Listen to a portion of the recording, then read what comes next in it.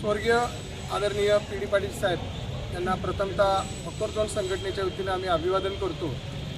गेले 40 वर्ष नगराध्यक्ष पद भूषवलेले स्वर्गवासी आदरणीय पी डी पाटील साहेब यांनी कधीही आमच्या पोटावरती मारण्याचा कधी प्रयत्न केलेला नाही। सध्याच्या परिस्थितीमध्ये हक्कर झोन संघटनेची संख्यासुद्धा वाढली असली तरी त्याला त्यांनी निर्णय घेऊन आम्हाला सहकार्याचीच भूमिका केलेली आहे। त्यामुळे आम्हाला न्याय मिळण्याकरता आम्ही त्यांच्याच स्मारकाच्या पायथ्याशी बसून आम्ही न्याय मागण्याचा प्रयत्न करीत आहोत। खरं तर हक्कर झोन संघटनेचे अध्यक्ष माननीय जाहिदभाई नायकोडी यांनी आज जो निर्णय घेतलेला आहे की हक्कर झोन संघटना कोर्टाच्या आदेशाप्रमाणे जैसे त्या परिस्थितीमध्ये हक्कर चारचाकी गाड्या असावेत, परंतु माननीय शिवसाहेब असतील, लोकनियुक्त नगराध्यक्ष असतील, त्यांनी आमच्यासाठी जो निर्णय घेतलेला आहे त्यांच्या आम्ही पाठीशीच आहोत। परंतु एक उपाशी एक तपाशी या अनुषंगानं चारचाकी हक्कर झोन संघटनेच्या ज्या पोटामध्ये उठलेला गोळा आहे त्या आम्ही तुम्हाला सहकार्य करतो। आज आमचे 21-22 दिवस झाले आम्ही उपाशी आहोत, परंतु काही ठिकाणी पाय पसरून सुद्धा जे धंदे चालू आहेत त्यांच्याकडे तुमचं लक्ष नाही।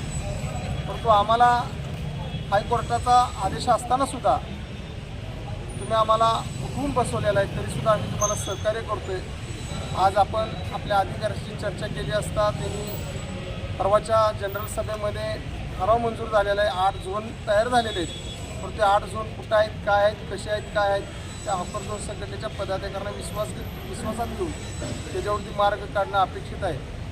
आज संघटनेमध्ये सुद्धा ज्या काही गोष्टी चाललेल्या आहेत त्यासाठी संघटना ही संघटनाच आहे आणि हक्कर झोन संघटना ही पूर्णपणे कराड शहरामध्ये आक्रमक असणारी संघटना आहे। परंतु शिवसाहेब असतील, नवीन नगराध्यक्ष असतील, यांना सहकार्याच्या भूमिकेतून आज रोजी सुद्धा आम्ही त्यांना सहकार्याच्या भूमिकेत आहोत। परंतु काही जणांचा गैरसमज होतो आहे की संघटना का कार्यान्वित नाही, संघटना का आक्रमक नाही, परंतु संघटना आक्रमक होणं म्हणजे हक्कर झोन मिळणं हा उद्देश नाही। पण आदरणीय नवनिर्वाचित नगराध्यक्ष आमचे राजेंद्रसिंह यादव शिवसाहेब यांनी जो प्लॅन केलेला आहे त्या अनुषंगाने त्यांनी आम्हाला सहकार्य करून आम्हाला जैसे ते परिस्थितीवरती ठेवून ज्यावेळेला तुमचा हक्कर झोन निर्मित होईल त्याला आम्ही त्या ठिकाणी जाण्यासाठी तयार आहोत। परंतु आज हक्कर झोनचे अध्यक्ष महोदय यांची आग्रह आहे की जोपर्यंत आपल्याला पुनर्वसन होत नाही तोपर्यंत आपल्याला जैसे त्या परिस्थिती पद्धतीने गाडी होते त्या पद्धतीने आपण गाडी लावायचे आहेत आणि हक्कर झोन निर्मिती झाल्यानंतर आम्हाला ज्या ठिकाणी आपण बसवाल त्या ठिकाणी आम्ही जायला तयार आहोत। या अनुषंगाने एक दिवसीय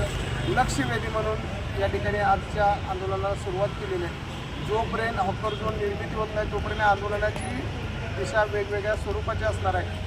आज प्रशासनाला आमचं नक्कीच सहकार्य असेल, परंतु आम्हाला तुम्ही सहकार्य करा या भूमिकेतून आज आमचं या ठिकाणी एक दिवसीय लक्षवेधी आंदोलन आहे।